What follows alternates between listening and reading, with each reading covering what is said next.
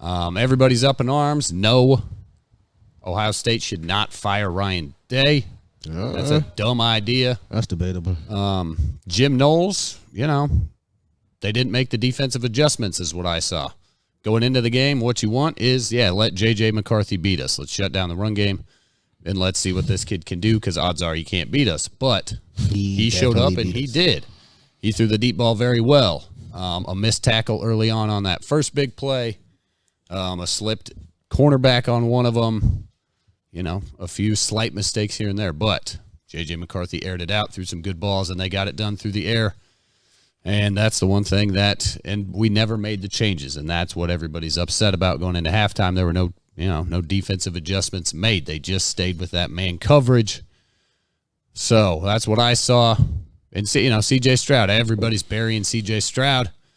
The young man played fairly well, but in the second half, third quarter, there were a couple of times where he was indecisive in the pass. He held on to the ball too long. There were a couple times he didn't take off and run, which I thought he should have.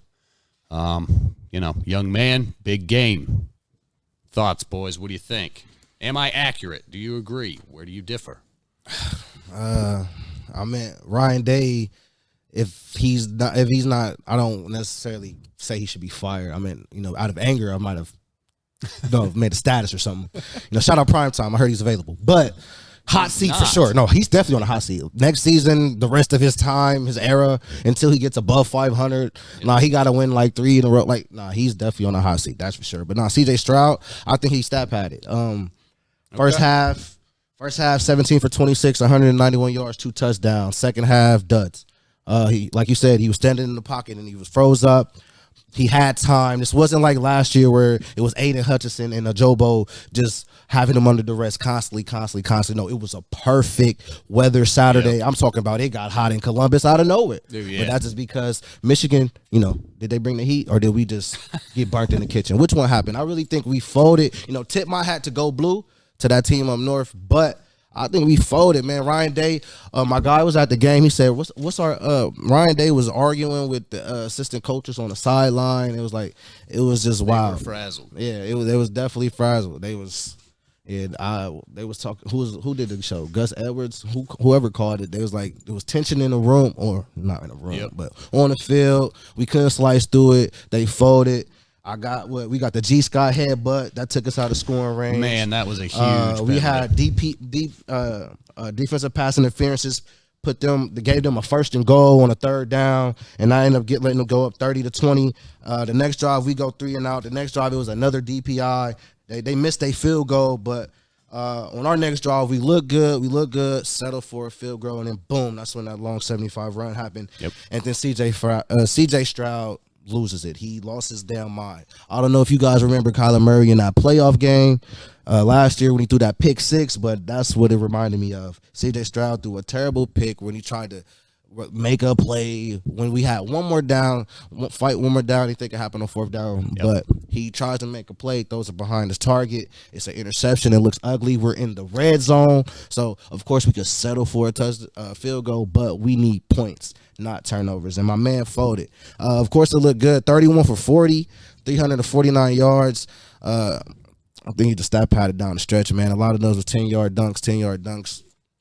Just to move it down the field. Some of the guys' stats look good, but nah, man. He had a 60 passing rating, 2 crucial interceptions, a real late one, but that first one was real ugly. I can't get behind CJ on this one. There was no dog in that young man at all. Hopefully the dog could grow. I don't know if he's a puppy right now, but it was one thing when his first start was in the big house. It's another thing when you lose. Well, we at Safe Flight now, and it looked like we was made of glass. All right, Will Ward, what you got? Well, hey, in the words of my man, the late, great Dennis Green, they were who we thought they were. We let them off the hook. If you want to crown them, crown them. But they got him right there. You know what I mean? All week, everybody was talking about if Blake Corum was going to show up. He did show up. He only had 2 attempts for 6 yards, and I thought that was what we was worried about. And I said it on the show last week. The next guys up was Donovan Edwards. And that's who we should have been worried about. 22 carries for 216 yards, and he lit up every single time he, in that second half. And the second half is really where we lost the game at. 28-3 was the score in the second half. And to have things like that happen in your house, it don't bode for us, don't bode good for us, coming into the CFP. Yeah, we're at number 5 right now, but as far as that game goes, it got sloppy. It seemed like we were timid. We didn't want to make the big plays. When you get into a shootout, you can't bring a knife to a gunfight, and that seemed like that's what we was trying to do. We was trying to just go knuckle up bars, and they had weapons of mass destruction.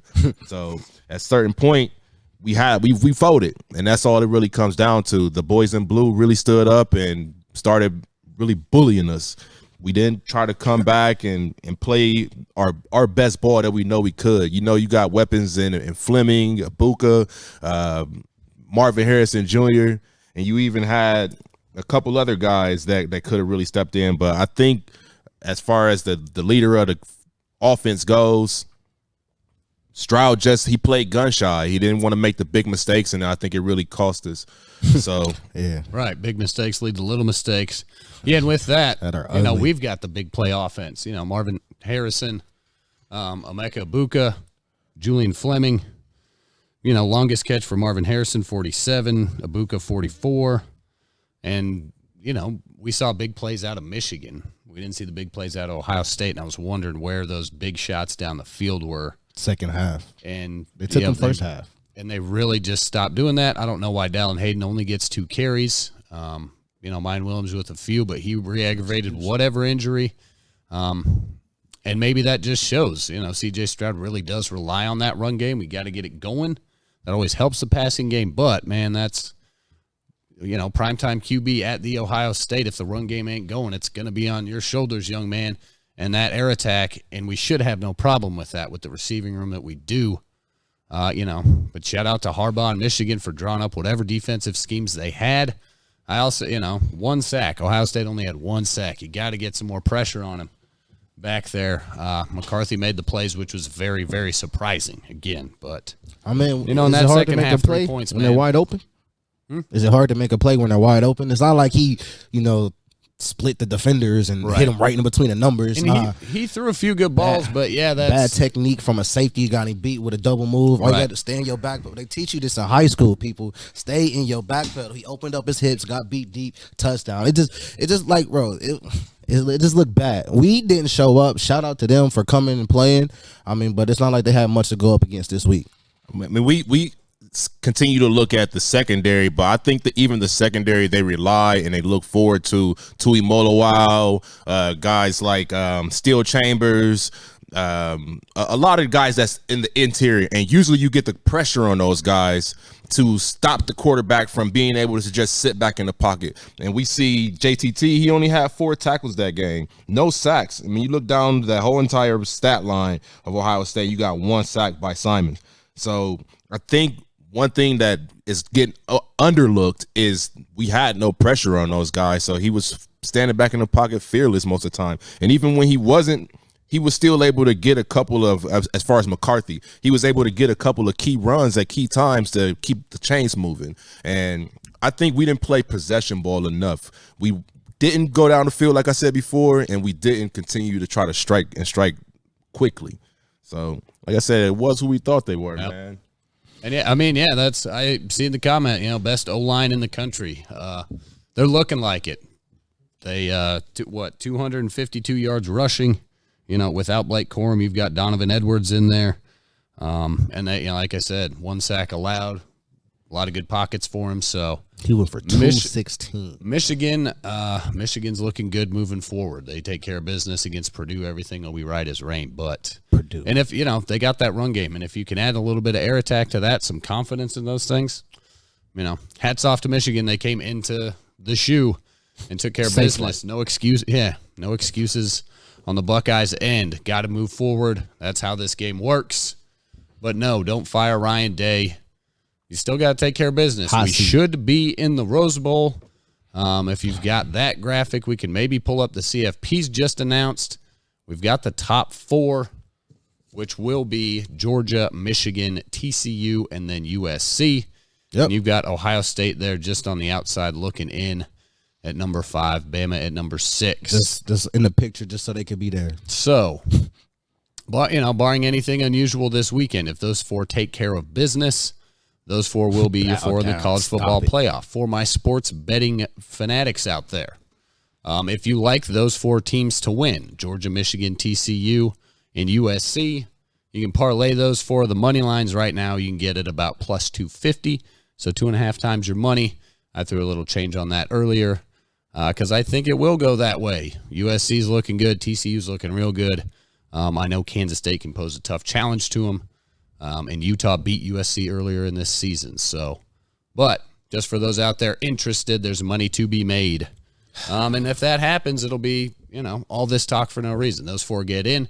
It'll be uneventful. There won't be any drama. But if USC loses, they go to 2 losses. Why wouldn't you get Ohio State in there with 1 loss? What do you guys think? Do you want to sneak into the playoffs? I keep hearing this debate go on. I mean, of course you want a shot at the national championship, whether you think you deserve it or not. You always want in there. If you get the Rose Bowl, man, that's awesome. Show up and stomp Washington, which is who we're projected to play. Got thoughts on those? Where do you want to end up? Where do you want to see the Buckeyes? I would like for a chance of redemption and not sit on this loss, because if I have to sit on this loss for the rest of the year, because I don't care what happens if we get the Rose Bowl. That's like a penciled in Big Ten win, except for the games that matter, which is Michigan Big Ten championship playoffs, which I would like to see that my quarterback and coach has a little bit, they could sit, stew, and get another chance to actually compete for something again.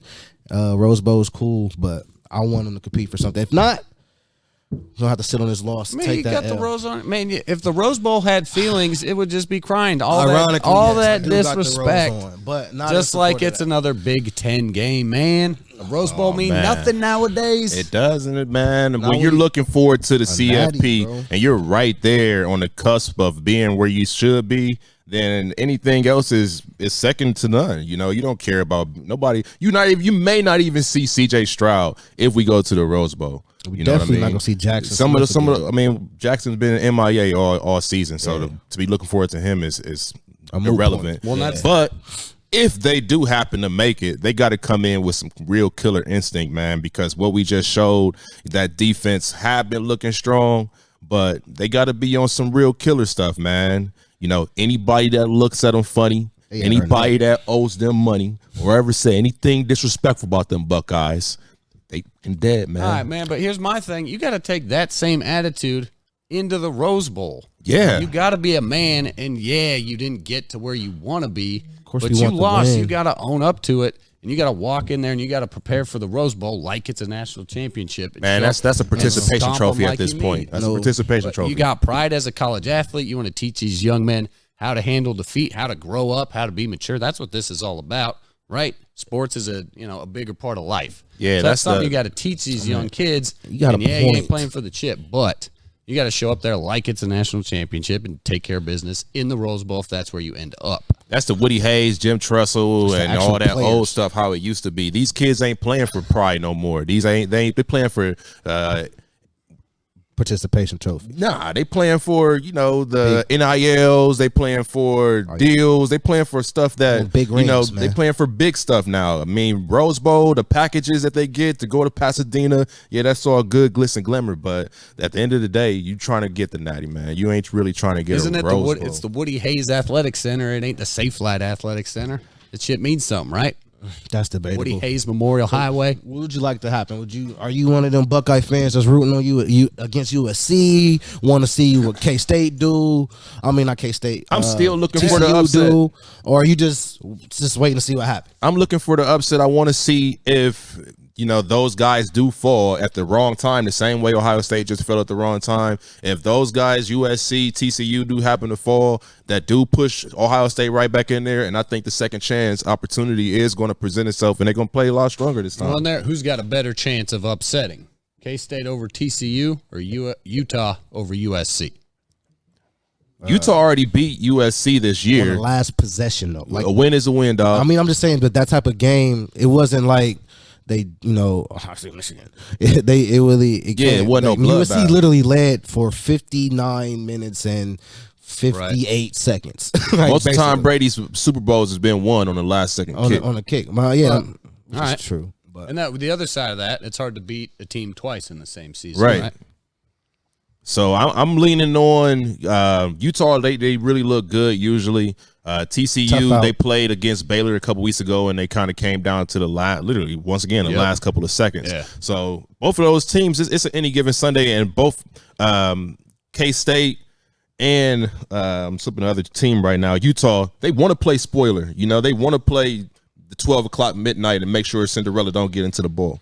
So to see those teams have to fight and have to go into battle, man, I'm looking for the upset just to see if them boys, Buckeye Nation, can get one more shot at it.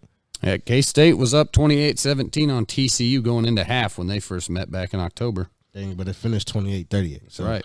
another TCU can a finish. Buckeye second half for K-State, it looked like. Dude, there's one thing for you. TCU knows how to finish games, like you just said against Baylor, like they did against K-State. So Baylor fought hard. Hand in their business. So But if anything else, for people like Miles Goodhart are just sitting out there, you know, smiling and grinning right now, hey, y'all boys got to finish, because to get to the dance and then get a first round elimination, that ain't going to bode well for the boys in blue. So talk now, laugh now, feel good now that you beat the big boys, you know, down in Columbus. But, man, you got to finish what you started now. Now you got to represent for the Big Ten. Okay, but this is new to me. They beat us twice. We ain't beat them in 3 years. They ducked us because of COVID and then whooped our tail the past 2.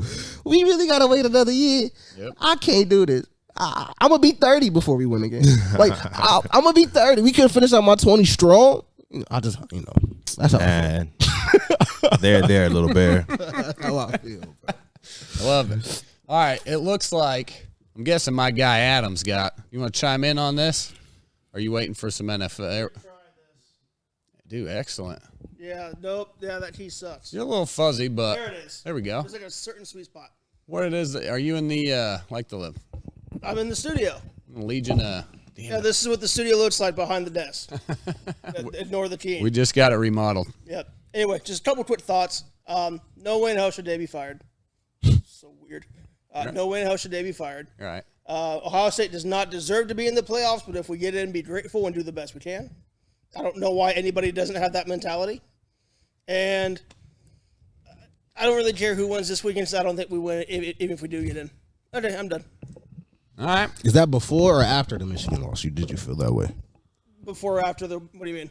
Like, if we beat Michigan and we get in, do you feel like we win still? Or is it just because we lost to Michigan and if we get in, you feel like we can't? I've never thought that we were going to beat Georgia regardless. Okay. But I still, Understandable, yeah. now that this Michigan game has happened, I'm a lot less confident than I was. I thought we could maybe hang with them, but now with it being, if we get in, just be grateful.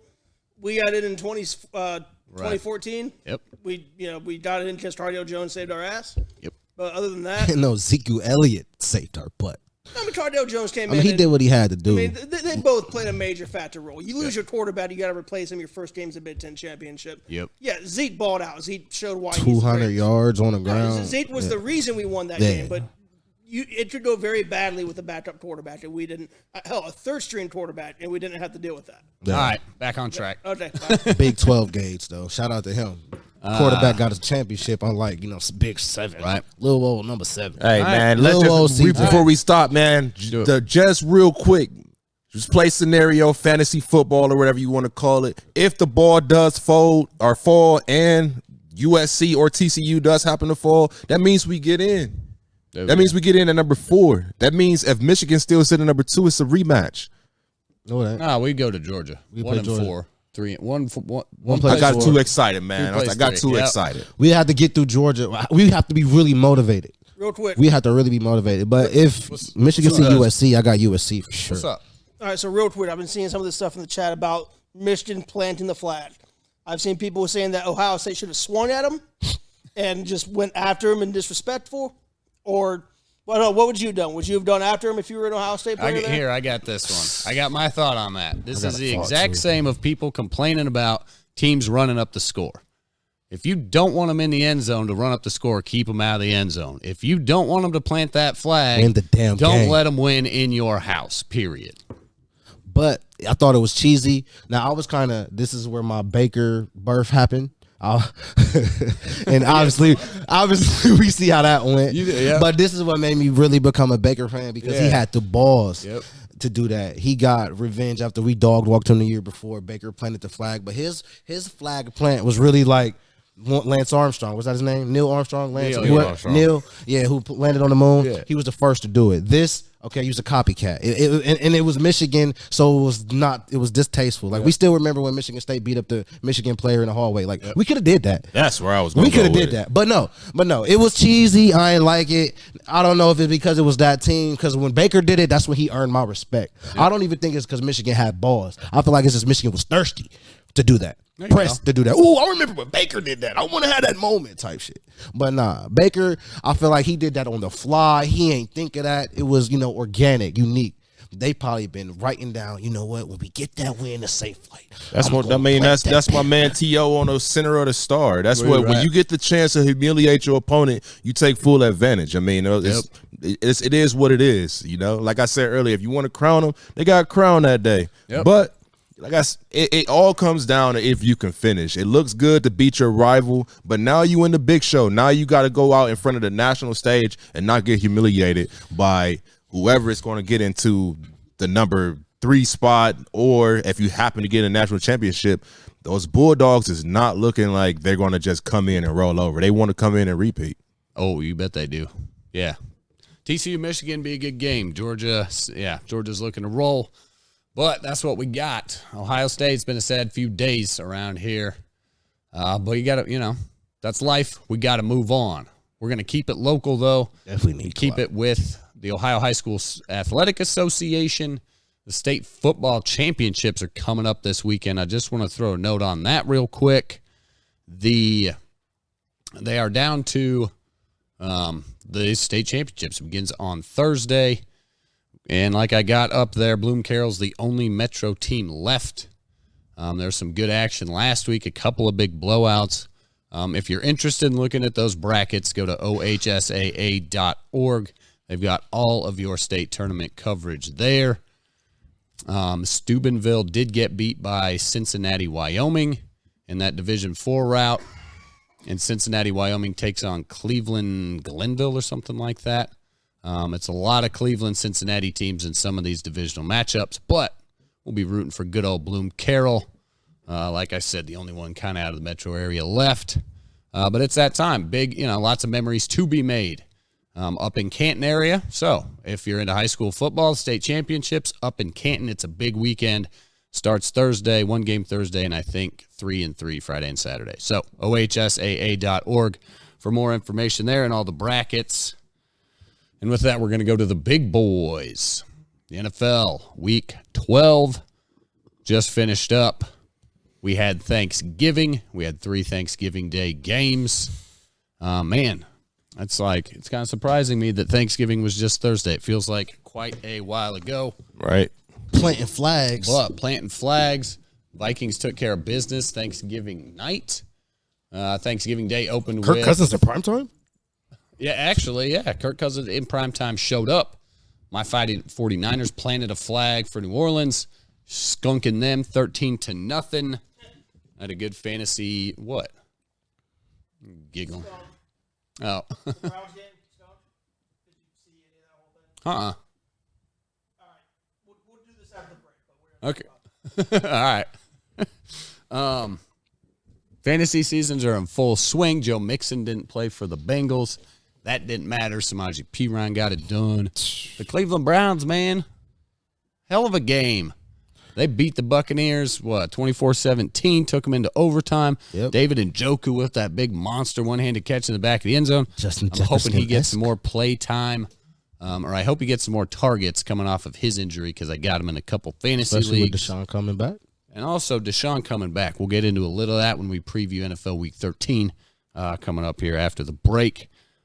Week 12 thoughts. We guys notice anything? Speaking of that game, Tom Brady was 218-0 going into 2 minutes left or overtime with a 7-point lead. Damn, and really? The Browns are the first team to beat the Knights, 218-1. That's excellent.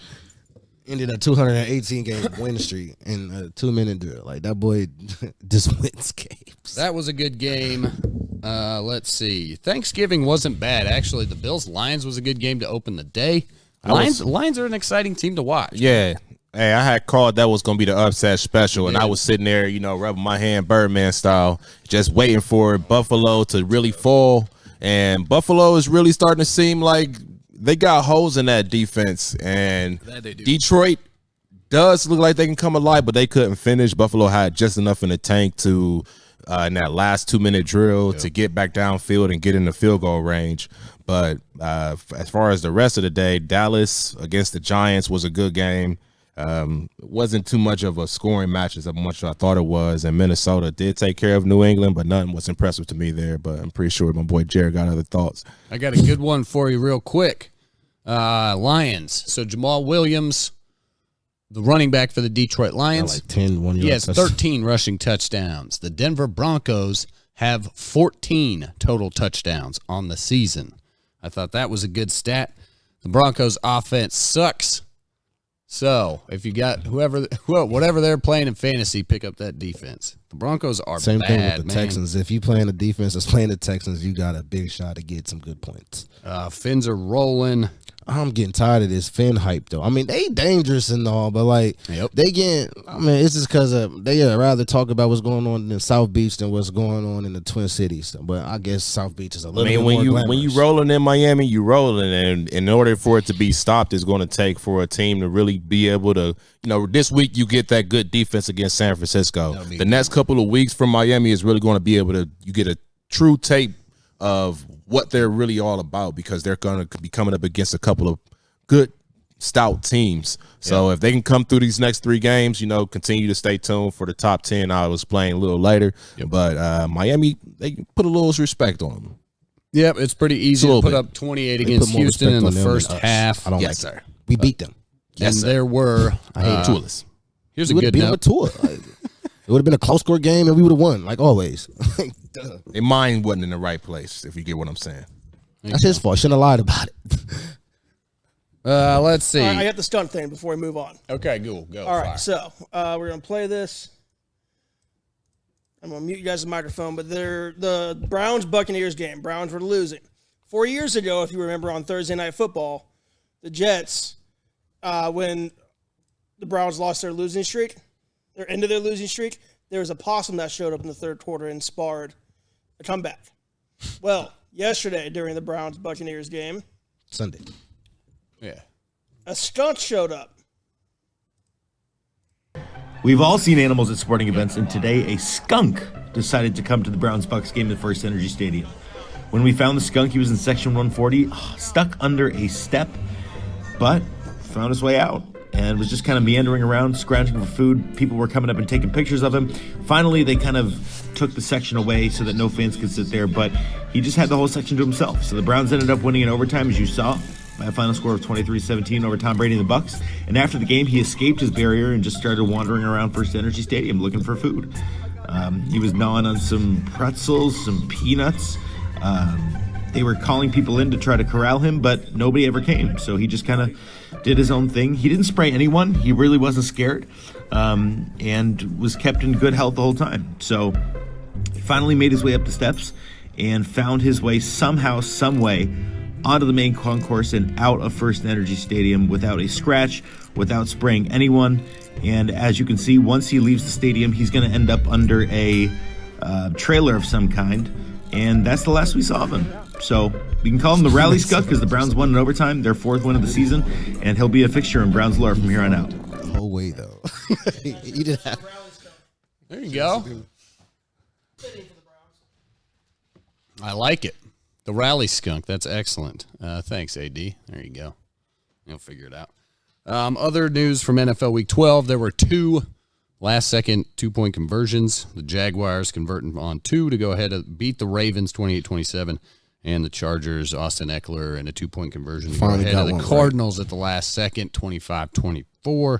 I think that was the first time that's ever happened, something like 2-point conversions in the last minute of the game to win them. And then last night, actually, Sunday night, Philadelphia and Green Bay. It was a hell of a game. Philadelphia Eagles look good. They got a lot of offensive weapons and a lot of different ways to beat you. Green Bay Packers, Rodgers got hurt. Jordan Love came in, threw a nice big long touchdown pass to Christian Watson. It was all yards after the catch. He had the wide open field. But Love looked kind of good, so we'll see. I know Adam would like to see Rodgers benched the rest of the season, but I doubt that'll happen. It's not that I'd want to see him benched. I want to see. Well, there you I want to see Love get some reps, and I can agree with that. It outweighs the benefit of playing Rodgers at this point in the season. Play Love, plus you got to figure out if you're going to do the fifth-year option on this kid. Yep. So it's a win-win for everybody. Rodgers can rest, get healthy. If Love's the shit, trade Rodgers. I said it. There you go. It's nothing against him. It's the best move for the program. You can't argue that Vulcan logic, dude. It seems like Rodgers wants to be on his way out anyway. We'll talk about that a little bit when we preview Week 13. You guys got any other comments on any games? The Titans did not cover 21. I had their team total 21 points. I thought they would score 21 points or more. They didn't. They get 16. Yeah, 16. I mean, does that say anything about the Bengals defense? No. Nope. Says nothing. Titans, To hold the leading rusher to under 40 yards, 17 rush for 38 yards is all King Henry I got. seen y'all beat them in a playoff game. Doesn't affect me at all. I mean, when it counts, to beat them in the playoffs, number one in the AFC South, in Tennessee. Don't respect Tennessee enough to really make that matter. I expect for somebody like you to say that, but when you look at the numbers, you look at the stats, you look at who this guy was, Henry usually rushes for over 100 yards every single game and could not even break inside of get any touchdowns this game. So no matter what this guy has to say, hey, watch out for my boys, man, because they on the rise. This is the exact same position that they were in last year. They were 6-4 in Week 10. They're 7-4 now, and they can continue to keep rising with the addition of Jamar Chase coming back this week and Joe Mixon. So, hey, man, hot boys gonna be hot. They're gonna finish 10-7 too, because they finished 10-7. Before we seen a playoff picture and where they would go, they finished 10-7. Are they gonna finish 10-7 again? They have a lot of tough games coming up. We're going to see how they finish coming up Sunday against the Red Hot Chiefs. But we'll talk about that in Week 13. But they're moving in the right direction. They're getting hot at the right time. And like I said, you got to put a lot of precedence on holding those guys, mainly Derrick Henry, under 40 yards. That's unheard of. I would agree. A healthy Derrick Henry at that, because a lot of people tried to say that last year that he wasn't healthy for that game. He's fully healthy this year. The Titans have won 7 of 8 games. Their only loss was to the Chiefs. They got that air attack going. The Titans are a damn good team, and I was surprised. Well coached. I thought Tennessee might win that game. So Cincinnati's looking good. They've won 5 straight. We'll get into this when we get to the top 12. Enough of Week 12. Let's do Ballers of the Week, and then we can fold in all this conversation.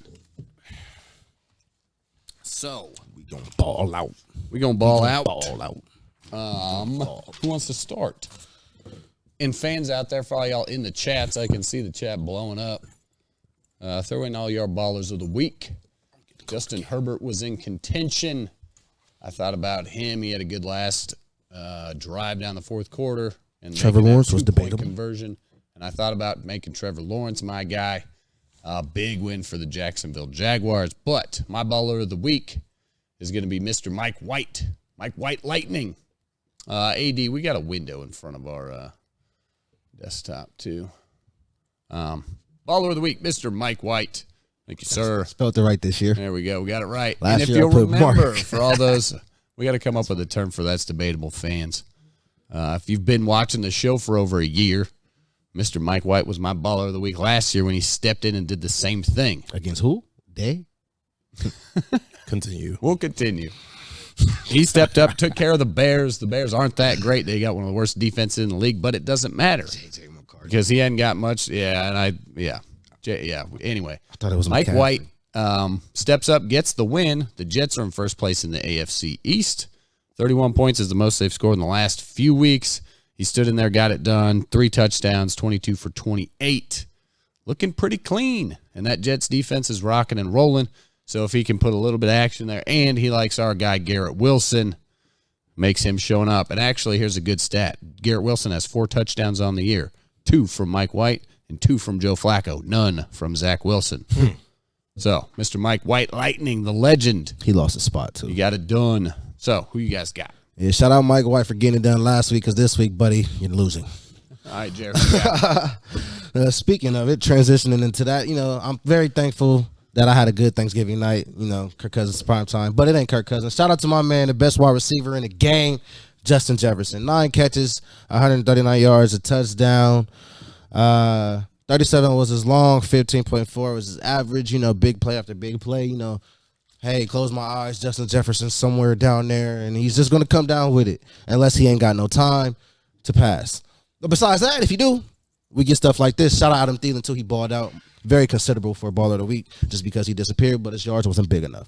Game-winning touchdown from Adam Thielen, no. But shout out Justin Jefferson. All right, Big Willie style.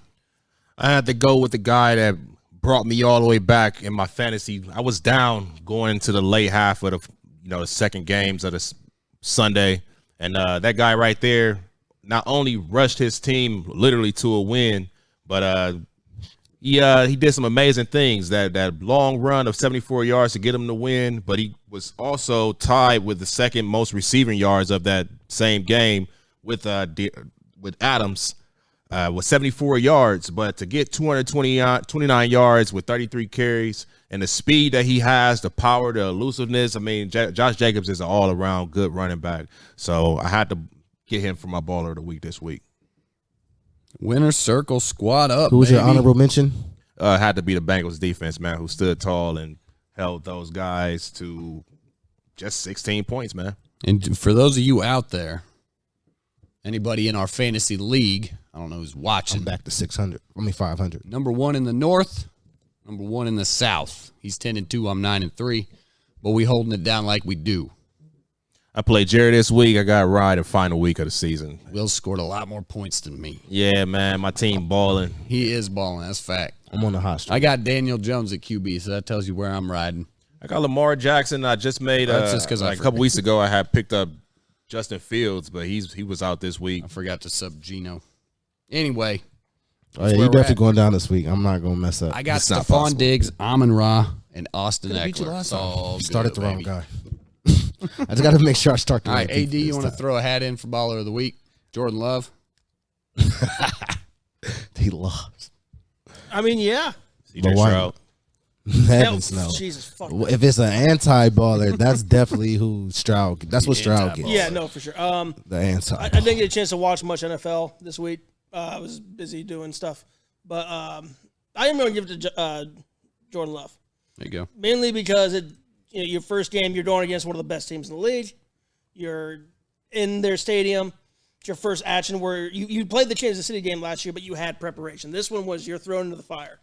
Came in, led that team down the field, confidence, found Christian Watson multiple times, good pocket presence, moved. He showed a lot of the skills why they traded up to draft him. At the minimum, at the least this year, at least I feel comfortable about the future. And I put it in the chat. I'm just going to put it here. Here's my official prediction. Rodgers gets benched this year for health reasons. He gets healthy. He gets traded to the Raiders for undisclosed picks. I don't know. I don't know what it'll be. But you get Rodgers and Adams, and then you get Josh Jacobs as a running back. It'd be a good place for Rodgers. Rodgers in Vegas. Yeah, Rodgers' last ride. You can go out into the desert and do all the ayahuasca you want, You know what? baby. That's cool. Get him up out the north. Because no matter what you guys' future look like, the North look like it's the Vikings from here on out. It buddy. is the 5-game lead. Speaking of the NFC North, clinch this week. We were talking about him earlier. Amon-Ra St. Brown, dude. He's the dude. 9 catches, 122, and a tutty. Keep an eye out for that man. He might win you your league. So, on to the big man, the big cat over here. Will Ward's top 10 NFL teams. We like to spring. Maybe our ballers are on some of those teams. I don't know if the Jets will crack the top 10 or not. Their defense is, that's for damn sure. So, Sauce Gardner versus Justin Jefferson. Big Willie style. Oh, that's going to be a good And one. Reed ain't no slouch either on the other All side. right, who you got? Number 10. Lay it on Yeah, us. I thought about putting the Jets at this spot at number 10. But what they got coming up down the line is not really like they would have went up this week and probably would have fell down. And they're inconsistent with their quarterback. Even though Mike White seems to be winning the hearts of many around the nation, it just doesn't seem to be like he's going to be that what they need to get over that hump. So at number 10, I kept the Tennessee Titans, even though they just took a loss. They got the Eagles coming up, which may be one of those Washington type of games for the Eagles. It is in Philly, but they have Jacksonville after that, and they got the Chargers. So I think they may be able to. They got punched in the mouth by Cincinnati. It may have woke them up, and Derrick Henry's going to come out running a little bit harder. But at number 9, excuse me, I got the Baltimore Ravens. They did take a loss to the Jags. They just haven't been able to close out games. They've lost 3 games in the fourth quarter when they were leading going into the fourth. But they're once again, their schedule is going to be Denver at home. They got Pittsburgh, and then they have Cleveland. So that AFC North battle, you always have to stay awake for that. But Baltimore has to bounce back after that loss. And we seen how the tweet that Lamar Jackson did after the game, obviously he was upset. He did delete the tweet after that. But, I mean, the fans are going to say what they're going to say. You got to keep your head, Mar. You tell somebody to eat something? He told somebody to fuck off, pretty much. Yeah, it was. But at number 8, I do got my boys right there. Cincinnati is going to be riding right there. They have won 5 of their last 6 games. They're on a 3-game win streak right now. Did go undefeated in the month of November. And they do have Kansas City coming up, Cleveland, and Tampa Bay at Tampa Bay. So, once again, they do get Jamar Chase back. They do get Joe Mixon back. But Samaje Perine has held it down along with T. Higgins since both of those guys been out. And like I said, stopping Derrick Henry was a good thing. We're having DJ Reader right there in the middle. We just got to continue to keep rolling. The the secondary has to stay awake. We know Travis Kelce is coming into the jungle, so that's going to be one of the biggest things they're going to have to stop, along with Pacheco. Yep. So stopping those two along with Patty Mack, the front runner for the MVP right now. It sounds good, but you know what you got to do. Just got to see it get done. So, like I said, right now those guys riding real good. Got to just keep on rolling. That's what I'm going to do right now. Keep rolling. Got number 7. These guys aren't really had no trust in the Bills Mafia, and that's why they kind of higher on my list. I do see a lot of holes in that defense, and the offense is mediocre. I mean, Josh Allen is continuing to ride and carry that team. It just seems like I think some teams have them figured out. So they got the another AFC East opponent for their next 3 games. They got the Pats, the Jets, and Miami. Luckily, they get Miami in Buffalo, which doesn't look good for Miami. But you already lost to the Patriots once this year, and you got to go to Foxborough this time. And the Jets are the Jets. So see Buffalo, how they make it through these next 3 games is pretty much going to be the telltale of how they make it through the rest of the season. At number 6, I got the team down in Miami, 305. They've won 5 straight. They were pretty much single-handedly just demolishing Houston that whole entire game. They got San Francisco coming up in San Francisco, which is really going to be, again, the telltale of how this team is going to roll. They got the Chargers. You got to continue to watch Bosa off of that end if he's going to be healthy and be able to stop wherever quarterback is, Herbert over there. And Keenan Allen is kind of waking up a little bit. And then you got to go to Buffalo. So to have a Southern Florida team go up to Buffalo in December, it's going to be a cold game no matter what. So we can pretty much be for sure that Tyreek Hill and Waddle, they're going to be bundled up and may not be able to move and be elusive that way. And it's going to make a problem for Tua. So we'll see how they roll. Number 5, I got Minnesota. They did take care of business against the Patriots.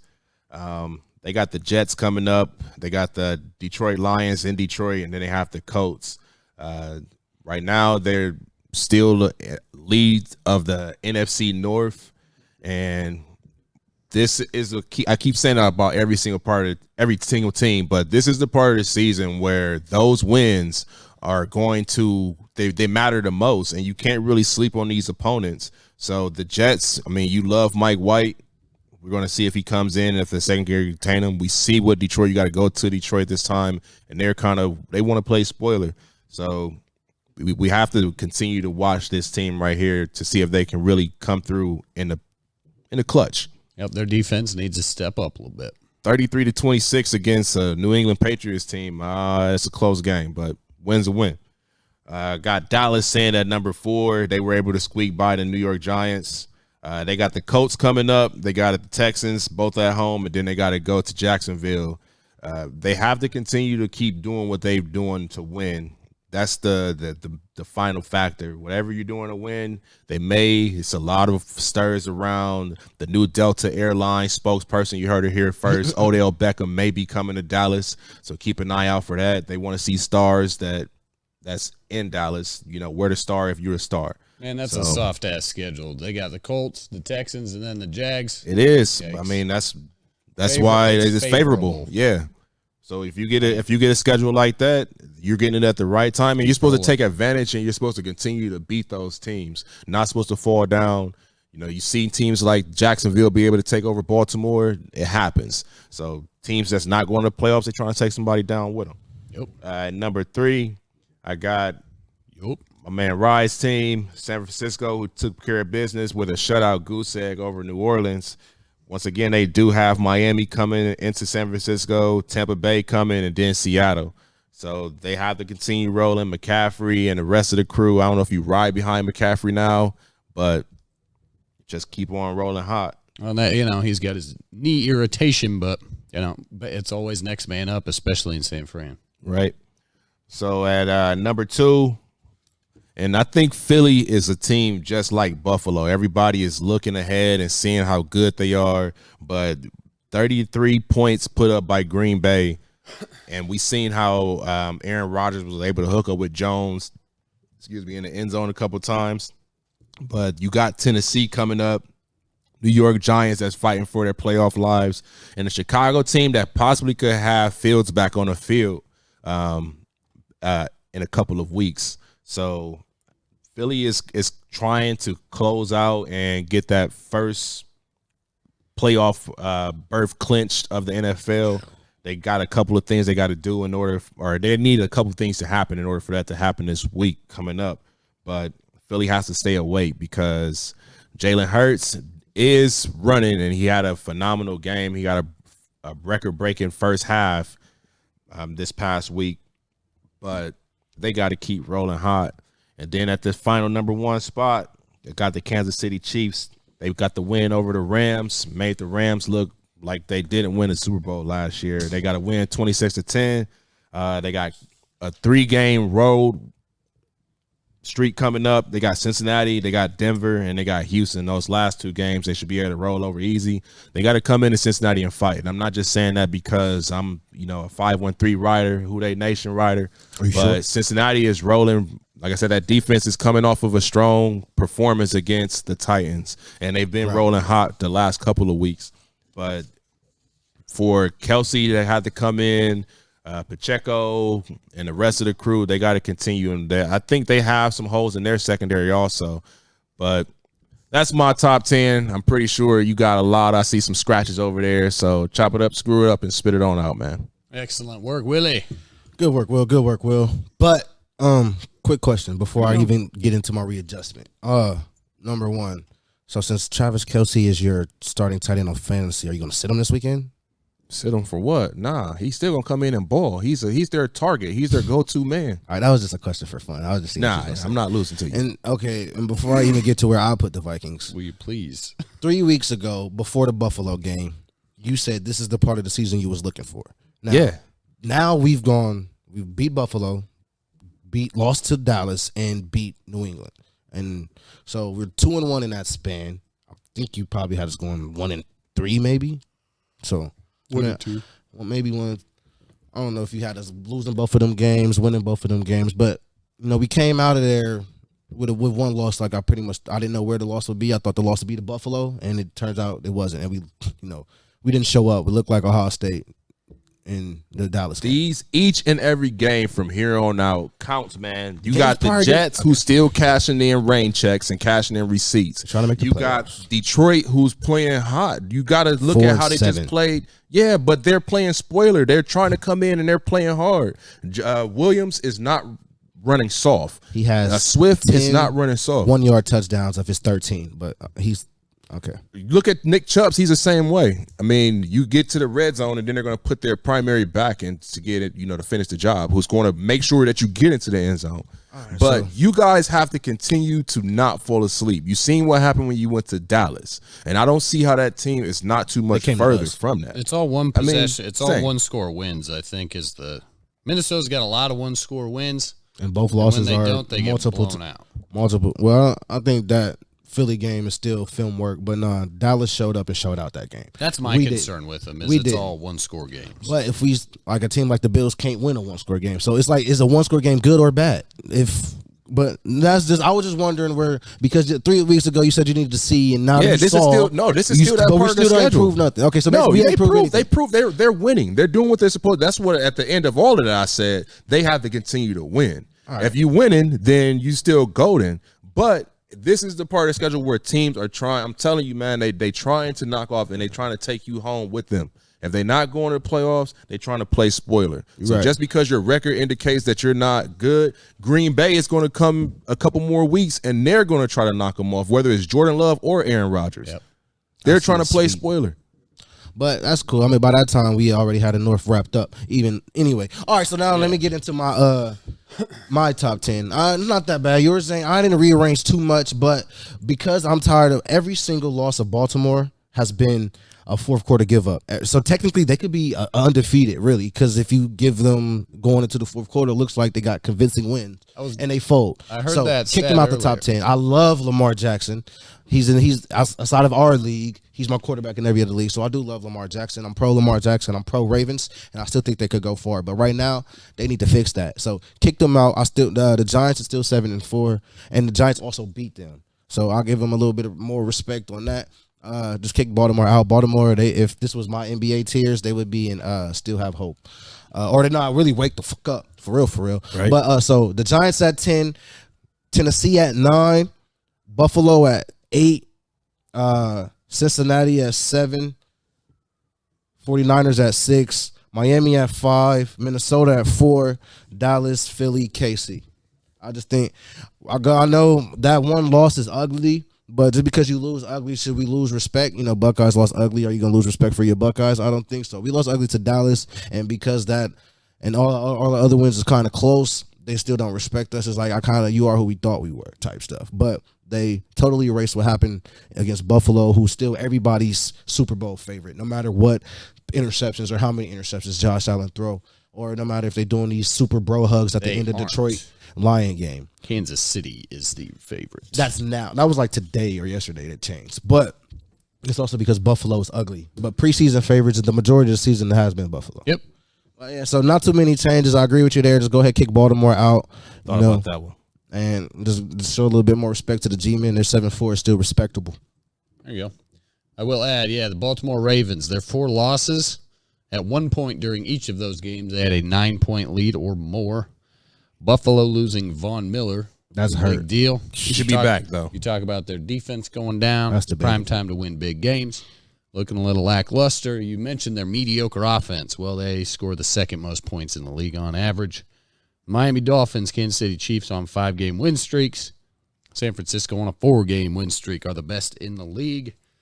So, like my San Francisco guys, you might have them a little bit too high, but it's going to be a big weekend. Yeah. So I put them at 6. I like that, Will. For sure.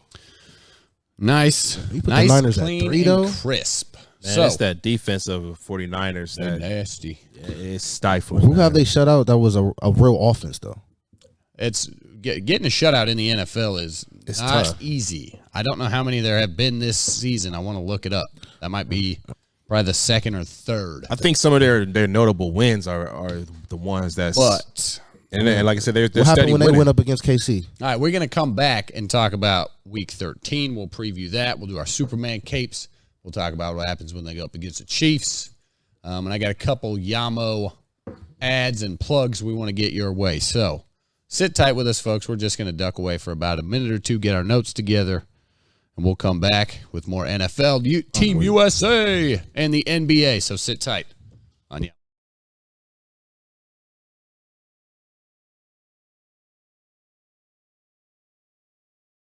But I want to kick off my show today talking about a young man who's a freshman out of Pickerington North High School, J.R. Bates. He can't be no more than 5'6", but let me tell you, his heart is that of a lion. Yesterday, his dad, Coach Bates at Pick North, put him in early, which I was kind of surprised myself. But he didn't disappoint.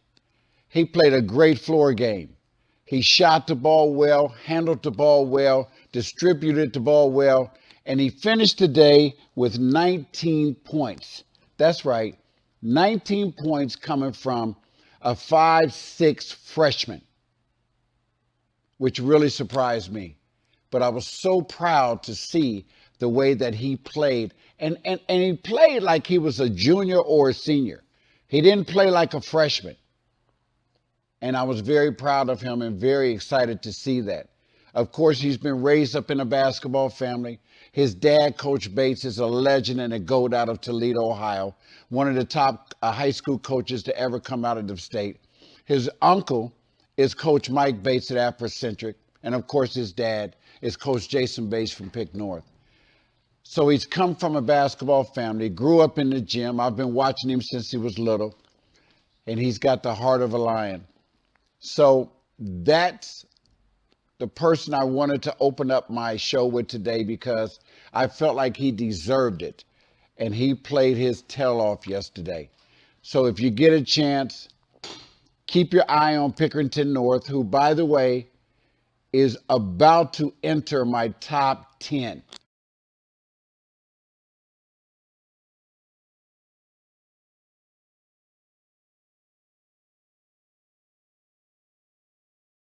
Hello, I am Annie J. Ross Womack, the Executive Director of the Ohio Sickle Cell and Health Association, and I'm here to talk to the parents and student athletes about a very important topic.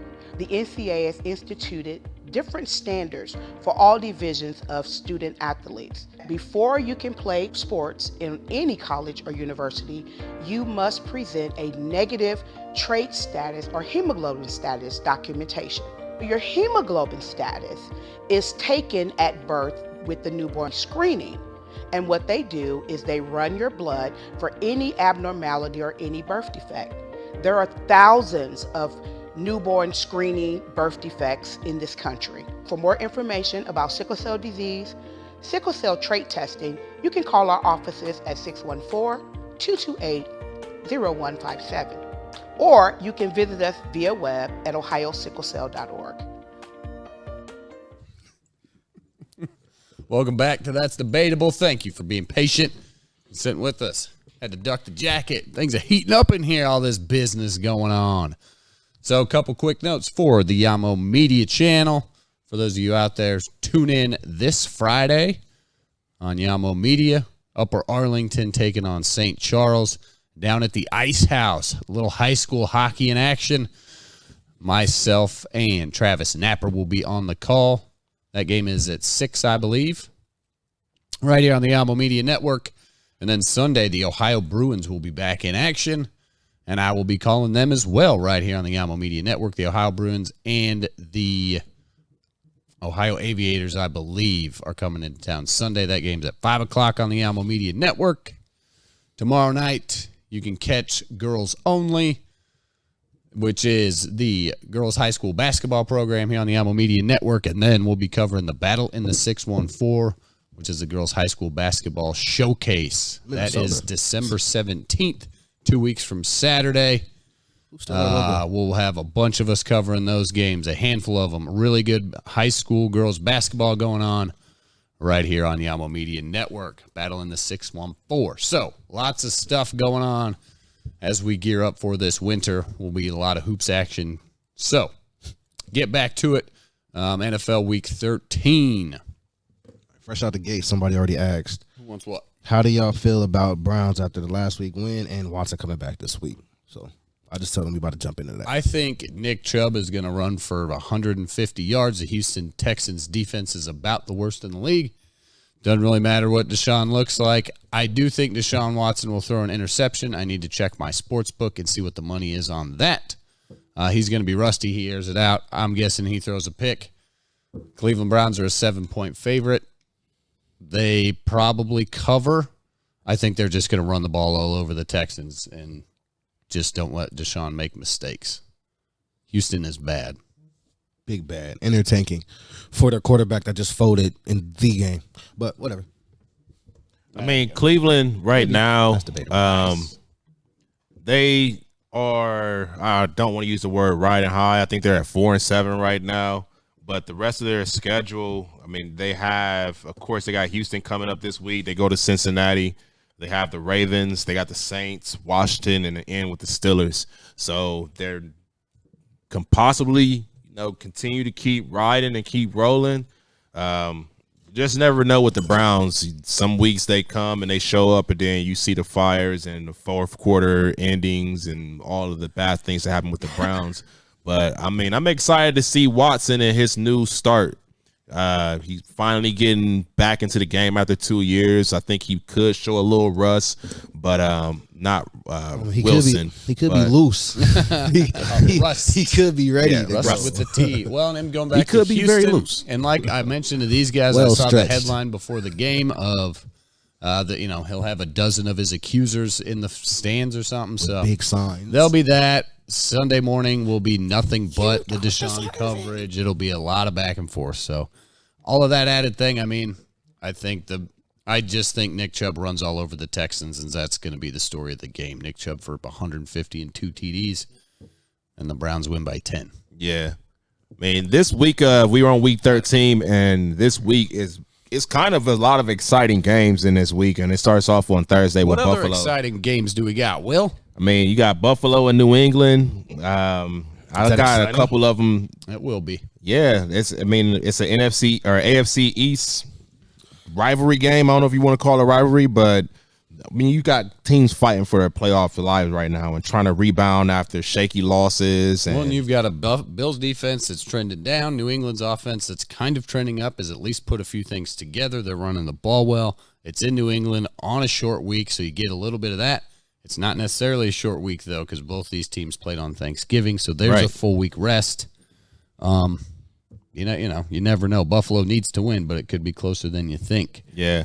So you got Pittsburgh, Atlanta, Green Bay going into Chicago. Don't know what's happening with Justin Fields yet. Jacksonville and Detroit. I mean, circle that one. I think that may be more interesting than may look on the schedule.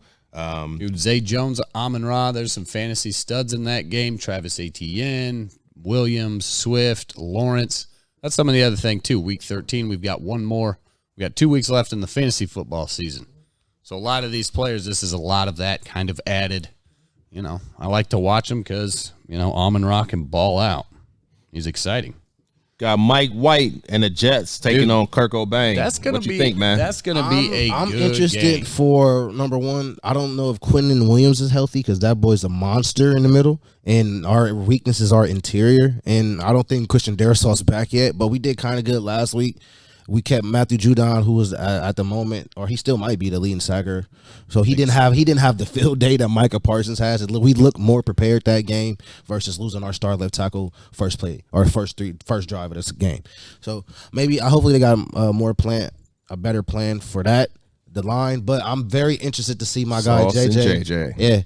Yeah. So it didn't look too. I mean, I guess they could say Trayvon Diggs kind of clamped him up. I don't think so. I just feel like.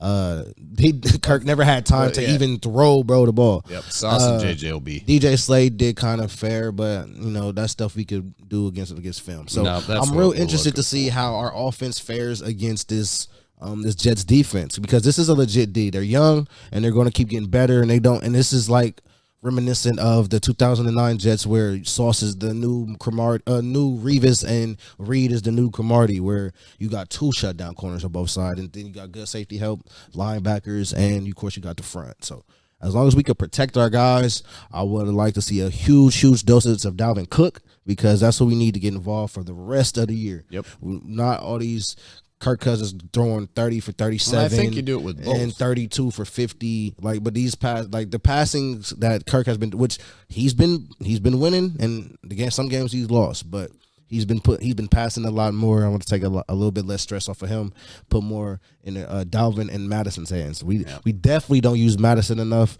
I don't think the way this season's going, he definitely gonna win out after this season, just because he could be a possible starting back in this league. And that's what I meant by use both of them. And we see what happens when you get the run game going. Makes it easier on the QBs. JJ's hot right now, but it's an interesting matchup. It's 1 o'clock, so I should see Superman Kirk. 1 p.m. Kirk. Oh yeah, but he did win in primetime last week. Versus Mike White. The narrative fits when it fits. Jets a sneaky win there. Right, let's get one thing I got to mention: Denver at Baltimore. This is perfect timing for Baltimore. Like we mentioned, they're so close. They losing those 4 games, giving up big leads.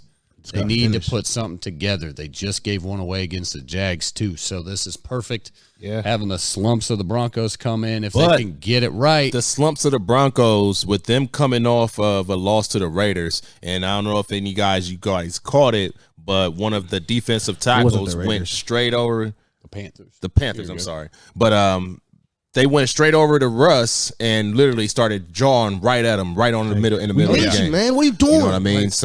I think they may be trying to come and save whatever left of their season that they have, but I don't think they're going to just fall off and let Baltimore just get them fucked up. When LeBron do the hand powder thing? That's the Broncos this season. Just throw it up in there. They're the powder. No, it's gone. It's gone. My man's acting. He's doing commercials. He lost the locker room. So it's a good spot bad for head Baltimore coach to get things right. To is rebound, what I was saying, to finish this game, because if they give up this game, Baltimore should be worried. It's sounding like you're falling out of love with Russ. It's the future thing. I know. Speaking of future, Melvin Gordon was playing future in the locker room, and then now Melvin Gordon's a Chief. So, see, I don't know if that's true. If that was like TMZ rumors, but I like it. I like that storyline. Seattle Everybody and the Rams. has a narrative. The one I'm interested. That's a sleeper.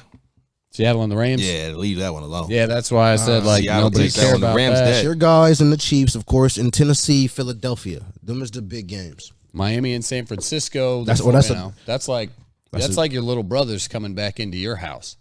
Former coach Mike McDaniel, former running backs Jeff Wilson, Raheem Mostert.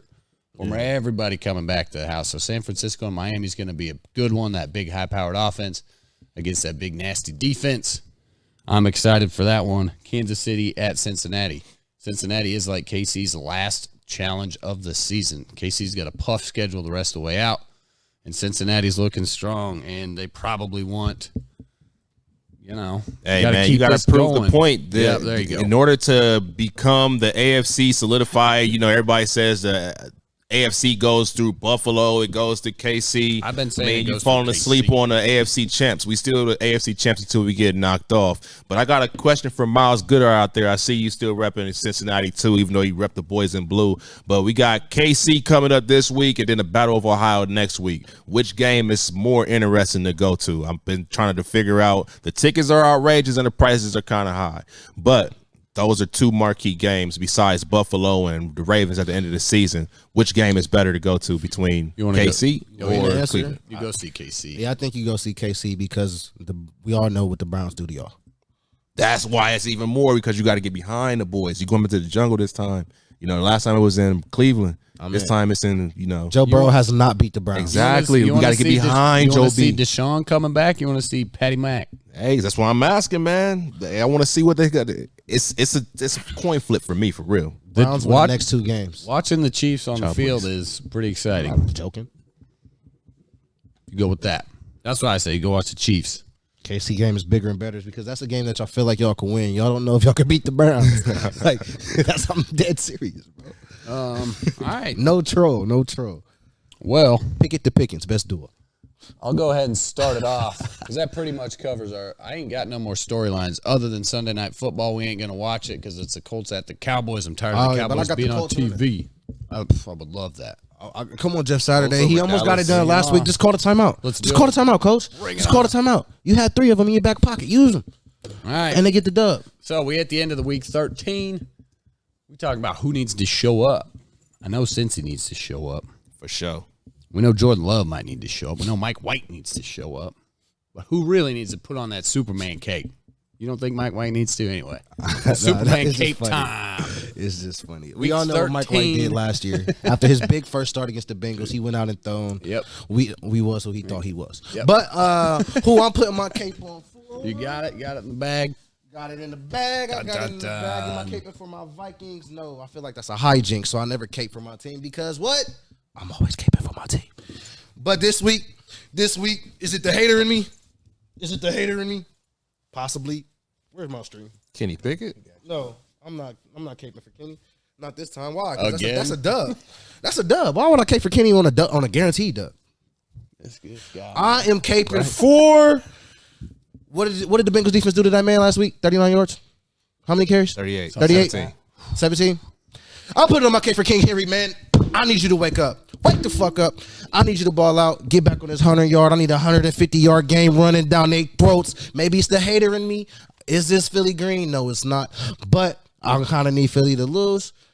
So I am putting on my cape for Derrick Henry. Is it some behind-the-scene meaning with this? Yes, but I also need that man to show up because in order for Tennessee to get the dub, he needs to put on a Superman cape and get it done. You do need Philly to lose. Yes, I need them to lose 2 games.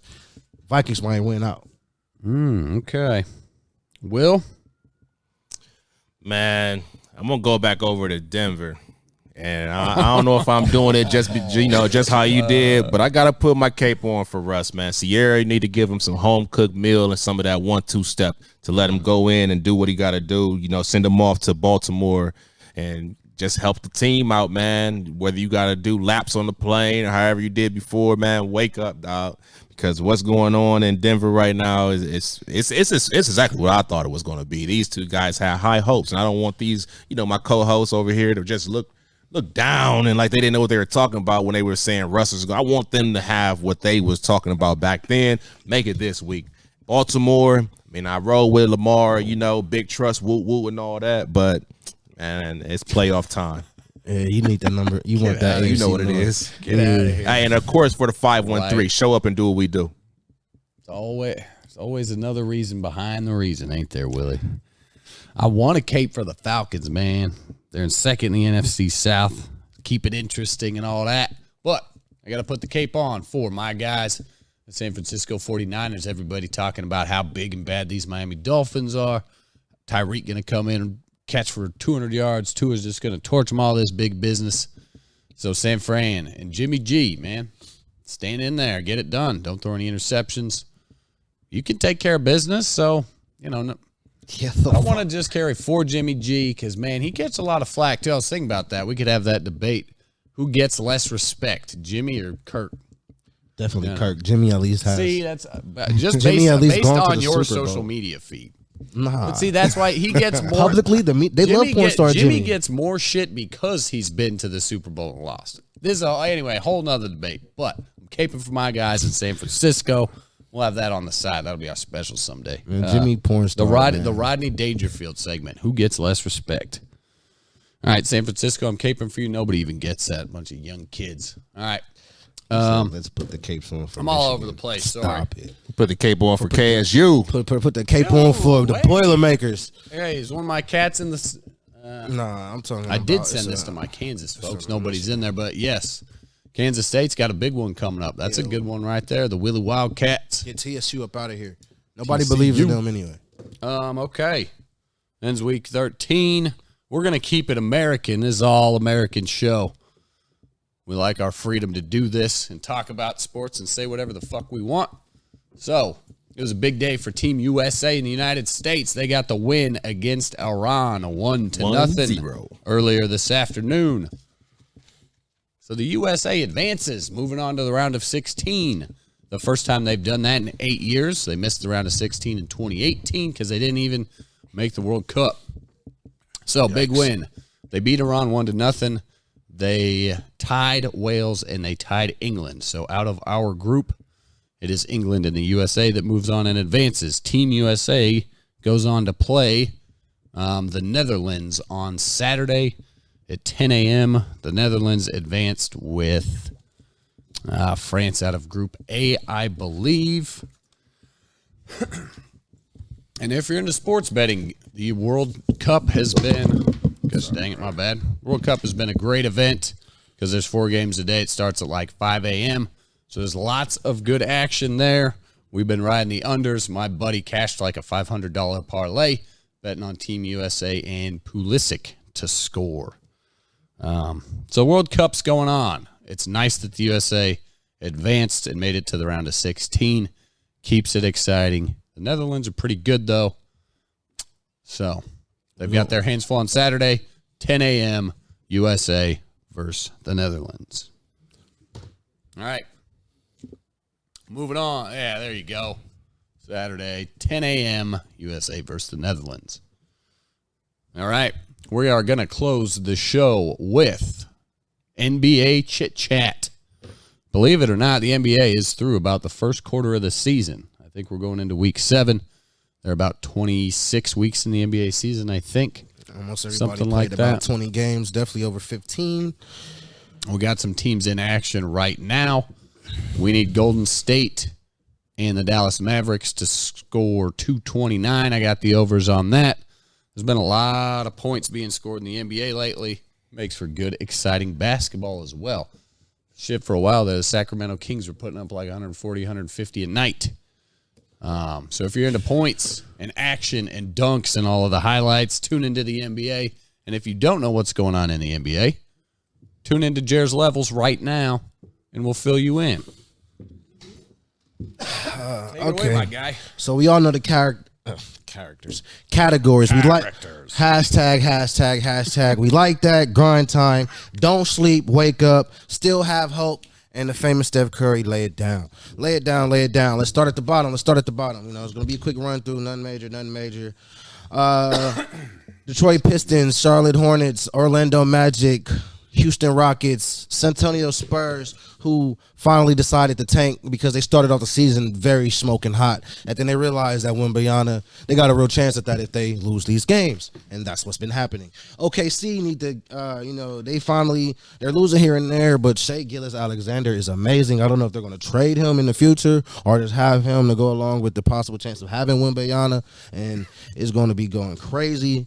It's not that the Rockets and Magic and the Hornets is hurt, but the Rockets, Magic, and Pistons is just all young. They can't win. Still have hope. The New York Knicks, Washington Wizards, Chicago Bulls, and the Sacramento Kings. Now, these teams all have hope for, play-in spots, waiting for people to get healthy. The Bulls is right now in the 11th spot. The Knicks is in the 12th spot. We got the Kings is actually in the 7th spot right now, right outside of the play-in matchup. But, still have hope. It's early in the season. Trust me, I don't believe in the Kings, so they're right here where they need to be. Let me see what we got. Wake up, these teams. Somebody told me earlier that the Lakers should drop. I feel like there's nothing that they could do, so they can't lay it down. And if they lay it down, I guess technically that would be trading Anthony Davis or possibly, getting rid of LeBron, which won't happen. But they are right where they need to be. Somehow just need to wake up. A tough loss to the Pacers last night. And I think that the Pacers will not trade with the Lakers to make that deal happen. This won't happen. The Pacers is actually looking kind of good. Miami Heat, they're really just banged up. Jimmy is playoff Jimmy, almost like Jimmy G. Jimmy B, Jimmy Buckets. He definitely don't.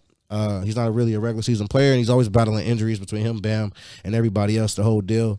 And they are down there catching COVID. Minnesota just looks terrible. That's by far. They about to be laying it down soon. This wasn't a good idea. I told you that when it happened, trading for Gobert. Cat just went down as well. So maybe it could change some things, and they could see life without Cat, and they could realize that Cat might be the trade piece because the true star is Anthony Edwards. Keep Anthony Edwards by any means necessary because the way he's going right now, he's going to win out. Dallas, no help around Luka. They banged up as well. Philly been banged up, but I think Embiid just came back the other night. And Steph Curry, can we get Steph Curry some help, please? The defending champs don't got enough going on. Jordan Poole, sometimes he act like he knocked out. Sometimes he want to show up. I don't know what's going on. The young guy is just disappearing. James Wiseman isn't what we thought he would be. Should have drafted LaMelo Ball. They could have a point guard right now and let Steph just go crazy because Steph right now is definitely going crazy. I got him on my fantasy team.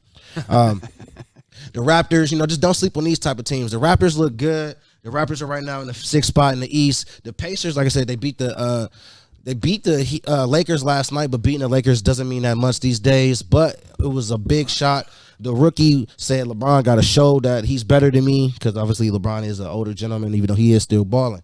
Tyrese Halliburton is actually in the top 10 of the MVP if it was to be running right now, just because Tyrese Halliburton is a baller and he's finding these shooters because Indy has a whole bunch of shooters. The Blazers, Dame, Grant, and what's my man named Anthony Simons is like a nice mini big three, and they're doing good things over there. Utah is right now third. Where do Utah fall to? Well, they went on a nice little losing streak. Maybe they decided to tank for one by Yana because Utah was doing good. So they might be falling out of don't sleep the next time I make Jers Levels because they're 12-11. And with injuries to Mike Conley, maybe they're starting to Lauri Markkanen is a spark though. They lost close last night to the Bulls. Grind time. These teams need to just grind it out, either banged up in a good position, but they banged up, like the Clippers, for instance. Kawhi just got back. Now he dinged up his ankle. Paul George got a hamstring injury. The Hawks, what's my man's name? Trae Young? Yeah, Trae Young sometimes in and out the lineup. The Pelicans, BI right now is in and out the lineup. The Cavs, Jared Allen is in and out the lineup. Karis LeVert is still trying to find his footing next in this Donovan Mitchell, Darius Garland-centric offense. The Grizzlies, Ja Morant just came back, and Ja's still amazing. So the Grizzlies and the Denver, Michael Porter is still in and out the lineup as well. Jamal Murray isn't the bubble Jamal Murray yet, and we just need to let them grind it out. Bruce Brown is actually, the former player for the Brooklyn Nets, is actually doing good over there in Denver. So he's like almost their second best player right now, next to with Will Barton. But it's only 3 teams looking like that right now, and 2 of them is in the East. I had to have a West representative, and right now it's just the team that's at the top of the West. I really don't even believe in them. I really believe the winner of Milwaukee, Boston would win the championship this year if that was to happen right now. But it's still a long season. Trades and all the other stuff got to happen. But Phoenix is still looking like they're trying to be on a mission. But maybe they just got to keep working it out. And now they're out of that fungus that they used to be. And since they came out the bubble, they got a great record. I still won't forget what Devin Booker did in Game 7 versus Dallas. So they're the type of team that we just got to see what they do in the playoffs. And Boston is number 1 in the East right now. Looking like the best duo, Jason Tatum and Jaylen Brown. Jason Tatum is entering his prime, and that man's going crazy. Is he a superstar? That's debatable. And Milwaukee's still waiting for Chris Middleton to come back, but they got players that's just filling in, night out, getting it done. And of course, they got the for most people the best player in the NBA, Giannis Antetokounmpo. Me, I'm still pro KD, so whatever. But the Bucks is looking good, and once Chris Middleton come back, it's looking like they're going to run away with it. It feels like they've been waiting on Middleton for like a year and a half. Yeah, unfortunately, my Bulls took him out. That was it wasn't a dirty play, but, stuff happens. My other question is, let's see, last year was Golden State beat the Heat, right? In the finals? No, they beat Boston. Boston beat the Heat, right? Boston beat Heat in 7 games. In the Eastern Conference Finals. Correct. Miami is currently not. You think Miami makes the playoffs? I mean, going from the Eastern Conference Finals to right now, they're sitting in like 12th, looking outside of the playoffs. Granted, it's 20 games in. Right. Heat a playoff team for sure. They just got to get to the play-in. I mean, right now they're right in the play-in at the 10th spot. They just got to get healthy. Like I said, their stars just in and out the 60 lineup. games left, nothing to worry about. Yeah, they just need. The Heat really didn't turn it up last year until the second half of the season, and we just got to get through January 1st. After playoff time of the NFL season, crunch time, and then right after the Super Bowl, you got the All-Star break. So right around All-Star break, that's somewhere where the Heat usually pick up. Hopefully they're healthy around then. But I don't know how far they could take it. And of course, I'm waiting for Brooklyn Nets is finally back at 500. So since Steve Nash half left the building, they won the majority of the games. They're 6-4 in the last 10 games on a 2-game win streak, and KD went crazy last night. I think it shot 89% from the field, 5 assists, almost double-digit rebounds. Best player in the game type stuff. You got any trade rumor mills or anything like that? Like anybody getting shopped here soon? Because right now it's just like what's going on in LA, but that's it. There's really nobody's talking about no under the radar moves. No, I haven't. All of the players that was previously in these type of trade rumors are in a good position right now. Like Dame Lillard seems to be happy in Portland, and like Because, Dame is a dog. He wants to just fight and have a team that can compete. Well, let's see. Trade deadline's what? February? It's the All-Star break. Right after. So we got 3 months to go till the trade deadline.